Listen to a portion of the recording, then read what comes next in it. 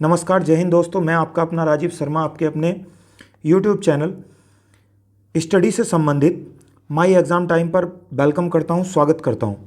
आइए शुरू करते हैं।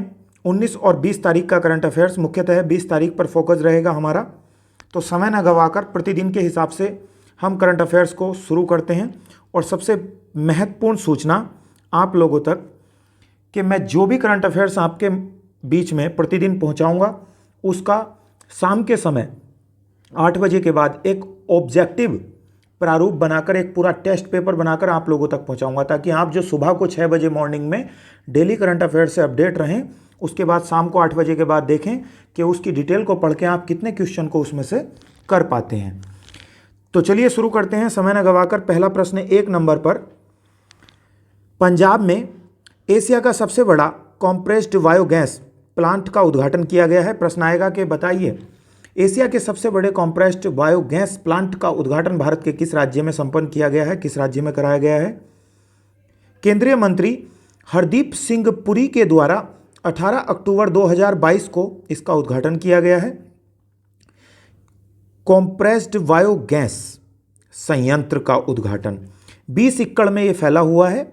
1 एकड़ बराबर 5 बीघा होता है। फैला हुआ है। लगभग 220 करोड़ रुपए का प्रत्यक्ष विदेशी निवेश, जिसको एफडीआई कहा जाता है, फॉरेन डायरेक्ट इन्वेस्टमेंट, प्रत्यक्ष विदेशी निवेश के साथ इसे बनाया गया है।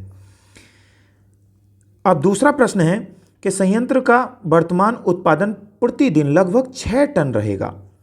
जो उत्पादन किया जाएगा इसमें ऊर्जा का, वो 6 टन रहेगा।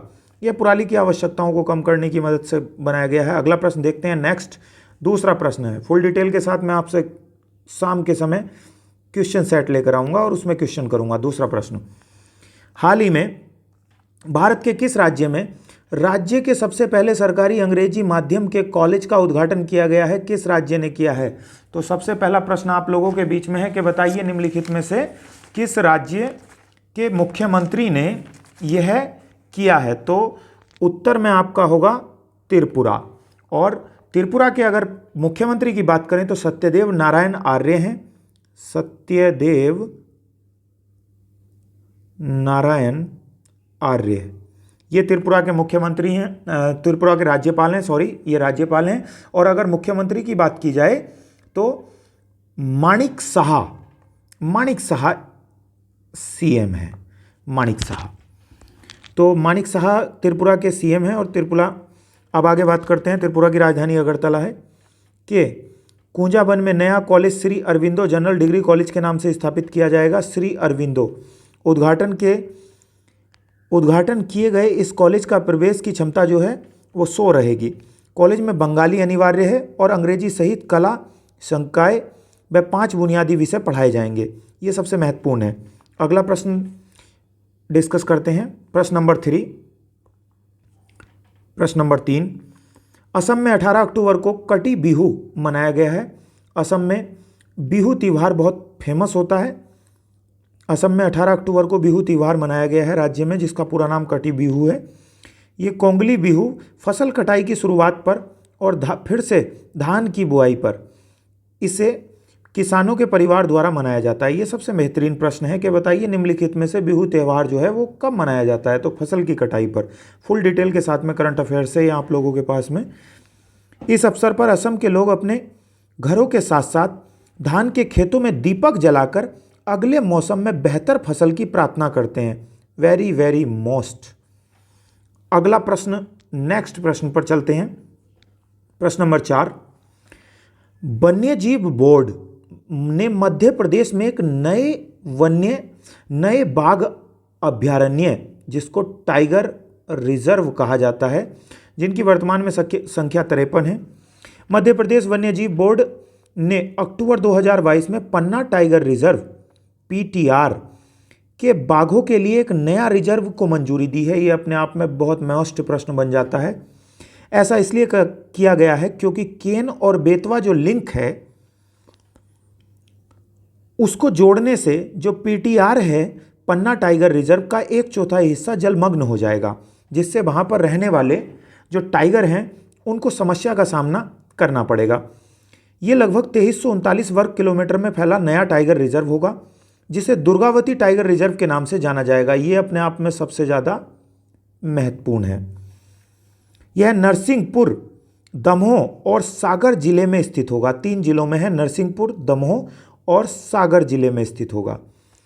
प्रश्न आएगा कि पन्ना टाइगर रिजर्व को हाल ही में स्थानांतरण जो किया गया है उसका नाम क्या किया गया है? तो ये है दुर्गावती टाइगर रिजर्व। नेक्स्ट प्रश्न, प्रश्न नंबर 5 आप लोगों के सामने। अतुल चक्रवर्ती यूबी के नए अध्यक्ष बने हैं। यूबी एक ऐसी संस्था है जिसका अगर हम बात करें तो इसकी फुल फॉर्म होती है यूनिवर्सल बेसिक इनकम, जो बेरोजगारी को कम करने के लिए लोगों को एक बेहतर अवसर प्रदान करती है, यूबी। और यूबी के नए अध्यक्ष बने हैं अतनु चक्रवर्ती। तो इसकी कुछ डिटेल है कि किस बैंक किसके ये पहले अध्यक्ष थे, वो सारी की सारी डिटेल आप लोगों के सामने है। नेक्स्ट प्रश्न की बात करते हैं, प्रश्न नंबर 6। प्रश्न नंबर 6, अब हम बात करेंगे कि भारतीदास हाल ही में नए लेखा महानियंत्रक के पद को भारतीदास ने संभाला है, और अभी हाल ही में नए लेखा महानियंत्रक पद को निम्नलिखित में से किसने संभाला है? तो ये प्रश्न आएगा। और सीजीए की फुल फॉर्म होती है कंट्रोलर जनरल ऑफ अकाउंट। तो हाल ही में कंट्रोलर जनरल ऑफ अकाउंट का जो पद संभाला है वो किसने संभाला है? नए लेखा भारतीदास। अब ये भारतीदास कौन है? सिविल सेवा में पुरानी अधिकारी हैं भारतीदास। 2022 में इन्होंने इस पद को संभाला है। सीजीए के पद को संभालने वाली ये 27वीं अधिकारी हैं, इस बात का ध्यान रहेगा। अगला इनके बारे में कुछ डिटेल है कि प्रधान मुख्य लेखा। उससे आगे अगले प्रश्न पर चलते हैं, 7 नंबर पर। बहुत महत्वपूर्ण जानकारी के साथ आप लोगों के बीच में करंट अफेयर्स को प्रोवाइड किया जा रहा है। शाम को 8 बजे इसका ऑब्जेक्टिव टेस्ट लिया जाएगा, और उसकी पूरी तैयारी के साथ में आप लोग 8 बजे बने रहिएगा। अब अगला प्रश्न आता है निम्नलिखित में से 7 नंबर का प्रश्न है ये आप लोगों की स्क्रीन पर। Javelin thrower DP Manu national open athletics में स्वर्ण पदक जीता है इन्होंने हाल ही में। ये बेंगलुरु में नेशनल ओपन एथलेटिक्स चैंपियनशिप हो रही थी, और इसमें इन्होंने भाला फेंका है थ्रो, जैसा कि नीरज चोपड़ा ने फेंका था ओलंपिक में। 18 अक्टूबर को ये गेम हो रहा था, और ये डीपी मनु ने यहाँ पर 81.23 मीटर सर्वश्रेष्ठ थ्रो को फेंकते हुए पुरुषों की प्रतियोगिता में स्वर्ण पदक को जीता है। किसी अन्य एथलीट ने फाइनल में 80 मीटर का आंकड़ा पार किया था। 80 मीटर के आंकड़े को इन्होंने आगे बढ़ते हुए 81.23 पर स्वर्ण पदक अपने नाम कर लिया है। तो आगे सबसे महत्वपूर्ण जानकारी यह है कि पूर्व राष्ट्रीय चैंपियन रोहित यादव ने 79.80 मीटर सर्वश्रेष्ठ प्रयास में रजत पदक जीता था, जो पूर्व नेशनल चैंपियन थे, पूर्व राष्ट्रीय चैंपियन रोहित यादव, और अब वर्तमान में डीपी मनु। तो मनु ने अक्टूबर 2022 में ये गुजरात में हुए 36वें राष्ट्रीय खेलों में भी स्वर्ण पदक जीता था। जो 2022 में अक्टूबर में हुए थे उनमें भी स्वर्ण पदक जीता था, और अब हाल ही में बेंगलुरु में जो हुए हैं उनमें भी स्वर्ण पदक अपने नाम किया है। नेक्स्ट प्रश्न की ओर चलते हैं, प्रश्न नंबर 8। प्रश्न नंबर 8 आप लोगों के सामने है। जितेंद्र सिंह पेंशन भोगियों के लिए एक एकीकृत पोर्टल को लेकर आए हैं। ये केंद्रीय मंत्री हैं, 18 अक्टूबर को इन्होंने इसकी घोषणा की है। सरकार के पेंशन भोगियों के लिए जीवन की सुगमता और बेहतर भविष्य को बनाने के लिए, यानी कि भविष्य में पेंशन भुगतान एवं ट्रैकिंग की प्रणाली को सुगम बनाने के लिए केंद्रीय मंत्री जितेंद्र सिंह ने एक नए पोर्टल की शुरुआत की है, जो किन लोगों के लिए है? पेंशन भोगियों के लिए है। तो ये अपने आप में बहुत महत्वपूर्ण प्रश्न हो जाता है कि हाल ही में भविष्य प्लेटफॉर्म को अनिवार्य करते हुए जितेंद्र सिंह केंद्रीय मंत्री ने किनके लिए एकीकृत पोर्टल लॉन्च किया है? तो पेंशन भोगियों के लिए। नेक्स्ट प्रश्न आप लोगों के सामने है, प्रश्न नंबर 9। भारतीय निशानेबाज समीर ISSF विश्व चैंपियनशिप में रजत पदक जीता है। तो ये है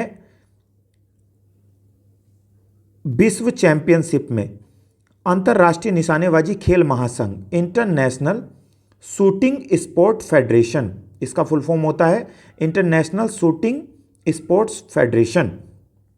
इसका हाल ही में जो आयोजन चल रहा है वो मिस्र के अंदर चल रहा है, मिस्र की राजधानी काहिरा में। ये देखिए लिखा हुआ है सामने ही आप लोगों के। और 25 मीटर रैपिड फायर पिस्टल स्पर्धा में रजत पदक जीतते हुए समीर ने बेहतर स्थान को प्राप्त किया है। समीर पदक में 23 हिट लगाए और 25 हिट के साथ स्वर्ण पदक जीतने वाले चीन के बांग सिवेन के पीछे रहे। तो प्रथम स्थान पर चीन का बांग सिवेन रहा है और द्वितीय स्थान पर रजत पदक के साथ समीर रहे हैं। इस पूरी प्रतियोगिता में भारत ने कुल 14 पदक जीते हैं। भारत ने कुल 15 पदक जीते हैं इसमें। और अगर भारत ने मिस्र में चल रही ISS अब तक कुल 14 पदक जीते हैं, लेकिन अब वर्तमान में 15 जीत लिए हैं। ये एक दिन पहला है। अब आगे बात करते हैं नेक्स्ट, यहाँ पर चलते हैं। देखिए सेम ये अगले दिन का है, ये 17 का है और ये 18 का है। 10 नंबर क्वेश्चन पर पहुँचते हैं हम तुरंत, ये भी वहीं से संबंधित है। ये देखिए चैंपियन स्वर्ण पदक ISSF यानी कि इंटरनेशनल शूटिंग स्पोर्ट्स फेडरेशन, ये मिस्र में चल रही है। इन्होंने 10 मीटर एयर पिस्टल में भारतीय जूनियर महिला में 18 अक्टूबर को, एक दिन बाद का है, 2022 में मिस्र के काहिरा में चैंपियनशिप में इन्होंने स्वर्ण पदक जीता है। इनमें टीम में ईसा सिंह, सीका नरवाल और वर्षा सिंह शामिल थे। वर्तमान में भारत ने 15 पदक जीत लिए हैं। अभी ये जारी है खेल वहाँ पर। अभी वर्तमान में 15 पदक अपने नाम कर लिए हैं, जिनमें से 6 स्वर्ण हैं, 3 रजत हैं और 6 कांस्य पदक हैं। और इस तरीके से पदक तालिका में दूसरे स्थान पर आता है। प्रथम स्थान पर वर्तमान में चीन है, जो 32 पदक के साथ में प्रथम स्थान पर है, जिसमें से 17 गोल्ड जीते हैं। अगला प्रश्न आप लोगों के सामने है, प्रश्न नंबर 10। प्रश्न नंबर 10। तो अगला प्रश्न शुरू करते हैं। भारत के पुणे में मिला ओमिक्रॉन सब वेरिएंट VQ1 का पहला मामला। तो प्रश्न आएगा कि हाल ही में ओमिक्रॉन सब वेरिएंट का VQ फर्स्ट मामला किस राज्य में मिला है, किस राज्य से प्राप्त हुआ है मरीज का। तो प्रश्न आएगा आप लोगों के सामने, पुणे से मिला है और पुणे महाराष्ट्र में है। जीनोम सीक्वेंसिंग के दौरान भारत में ओमिक्रॉन सब वेरिएंट VQ1 के पहले मामले का पता चला है। ये इनका वेरिएंट है अलग अलग ओमिक्रॉन, यानी कि वायरस के अपने अपने वेरिएंट होते हैं, अलग अलग प्रकार के उनके लेवल होते हैं। उपलब्ध इलाज या इम्यूनिटी अपने आप में बहुत ज़रूरी है, दोनों की दोनों बीमारी से लड़ने के लिए। अमेरिका के सभी सक्रिय मामलों में 10% के लिए यही सब वेरिएंट जिम्मेदार है। ये वेरिएंट अपने आप में खतरनाक है। ओमिक्रॉन के बारे में पहली बार नवंबर 2021 में पता चला था। ये भी महत्वपूर्ण जानकारी है। प्रश्न नंबर 11 आप लोगों के सामने है। प्रश्न नंबर 11, हाल ही में 22वां विश्व ब्लॉकचेन शिखर सम्मेलन दुबई में संपन्न कराया गया है। इसमें क्रिप्टो और ब्लॉकचेन पारिस्थितिकी तंत्र में सबसे विशिष्ट सभाओं के लिए एक प्रोग्राम जारी किया गया है। ये 17 से 18 अक्टूबर 2022 को अटलांटिस द पाम में हो रहा था, जो दुबई में पड़ता है। इससे संबंधित मेन चीज़ें यहाँ पर लिखी हुई हैं। दुनिया भर में क्रिप्टो और ब्लॉकचेन समुदाय को बढ़ावा देने के लिए दुनिया में कुछ प्रमुख क्रिप्टो प्रभावकों, नीति निर्माताओं और प्रमुख सरकारी प्रतिनिधियों, मीडिया, परिवारों, कार्यालयों आदि के लिए निवेशकों को एक साथ लाएंगे। या कि जो भी निवेश करना चाहता है इन करेंसी में, वो सभी आगे आकर निवेश करेंगे। डिजिटल जानकारी वाले ग्राहकों की एक श्रृंखला है। डिजिटल मुद्रा से संबंधित चीज़ें हैं ये। आजकल डिजिटल मुद्रा पर काफ़ी जोर दिया जा रहा है। अब आप लोगों के सामने लास्ट प्रश्न है। अभी हमने पिछले वाले करंट अफेयर्स में देखा था, जो 18 से 19 अक्टूबर का था, उसमें ISA का एक प्रोग्राम चल रहा था जो दिल्ली में आयोजित किया गया था। अभी बात करते हैं कि ISA की स्थापना 2015 को की गई थी, फ्रांस के साथ मिलकर भारत ने की थी। और वर्तमान में भी भारत और फ्रांस फिर से इसके अध्यक्ष और सह अध्यक्ष बने हैं। 102 देश हैं ISA के अंदर। इसकी फुल फॉर्म है इंटरनेशनल सोलर अलायंस।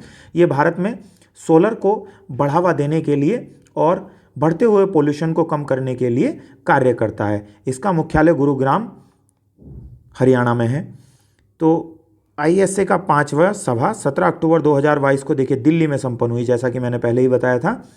तो नवीनीकरण ऊर्जा मंत्री KR सिंह भी इसमें उपस्थित रहे हैं। गठबंधन के अध्यक्ष फ्रांस के विकास राज्य मंत्री किर्सोला जाचारोपोलू के सह अध्यक्ष के रूप में फिर से चुना गया है। तो ये अपने आप में वेरी वेरी मोस्ट हो जाता है दोस्तों।